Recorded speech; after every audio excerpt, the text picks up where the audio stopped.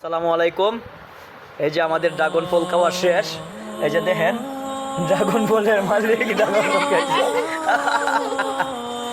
এরা ড্রাগন ফল খাইছে, ঠিক আছে।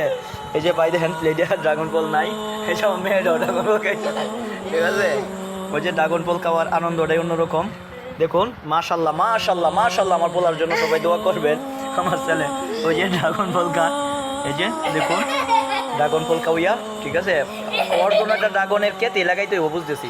ওই যে আমার মেয়েও খাইছে, ওই যে আমার পোলার জন্য ড্রাগন কেতে একটা ড্রাগনের একটা কেত লাগাইতে হইব।